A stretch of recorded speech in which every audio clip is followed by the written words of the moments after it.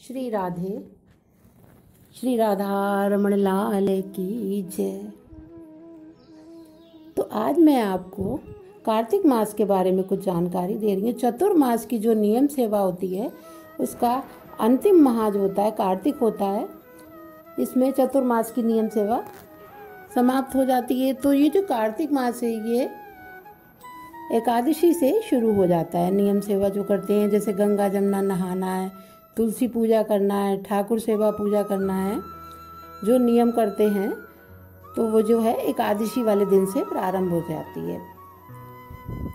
तो आज मैं आपको गणेश जी के बारे में एक कहानी सुना रही हूँ। एक गणेश जी थे, वो गंगा पार बैठे रहते थे और बुढ़िया कार्तिक नहाने जाया करती थी गंगा जी को स्नान करने कार्तिक में। तो गणेश जी बोले कि माँ मेरी धोती धोलाओगी? बुढ़िया बोली हाँ बेटा धोलाऊंगी।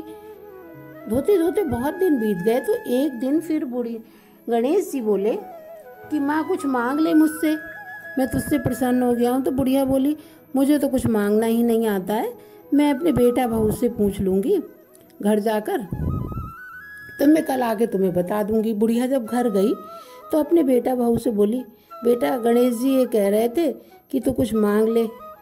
तो बेटे ने कहा कि माँ तुमने क्या मांगा? तो बोले मुझे तो कुछ मांगना ही नहीं आता। तो बेटे ने कहा कि धन मांग ले, बहू ने कहा कि पोता मांग ले।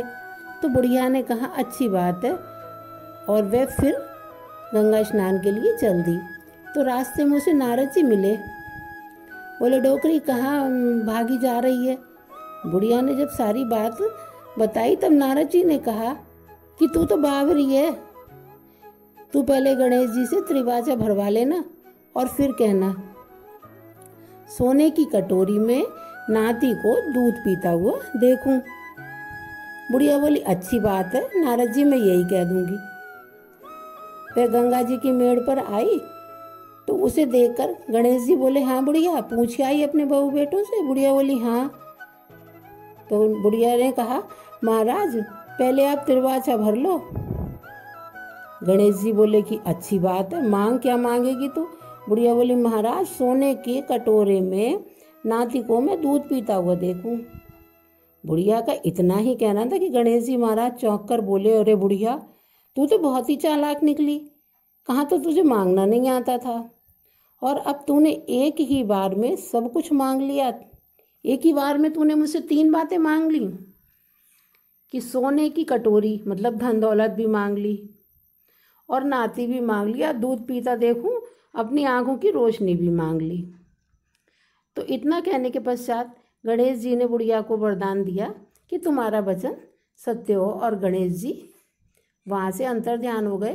तो इस प्रकार बुढ़िया को गणेश जी की सेवा जब उसने कार्तिक में करी तो उसे इतना अच्छा फल मिला कि उसको घर में धन धान भी हो गया, पोता भी हो गया और उसकी आंखों की रोशनी भी आ गई।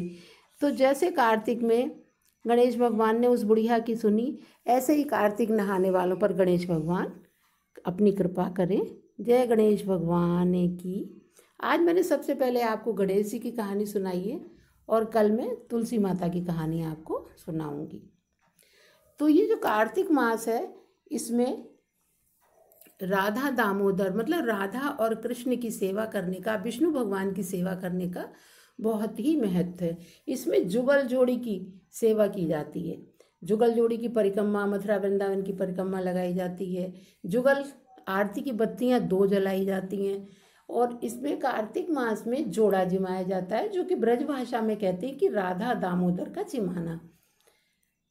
तो चाहे कोई कार्तिक नहाए या ना नहाए, नियम सेवा करे ना करे, उसको 2-4 बातें तो हर लड़की को या हर औरत को करनी चाहिए, महिलाओं को, जैसे कि है ठाकुर जी की, कृष्ण भगवान की और राधा की सेवा करना। सेवा करने से मतलब ये है कि उन्हें पंचामृत से स्नान करा, दिया बत्ती कर। तो शाम के टाइम में आरती में 2 बत्तियां रखकर जुगल सेवा होती है, तो 2 बत्तियों से आरती की जाती है। और तुलसी जी की सेवा की जाती है।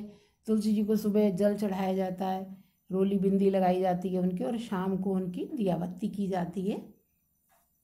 इस प्रकार से तुलसी जी की सेवा की जाती है। और शालिग्राम जी तुलसी के गमले में रखकर रोज 4 परिक्रमा लगाने से कार्तिक में बहुत ही पुण्य मिलता है। तो इस प्रकार मैंने आपको कार्तिक की कुछ जानकारी दी। आगे की जानकारी मैं कल आपको दूंगी।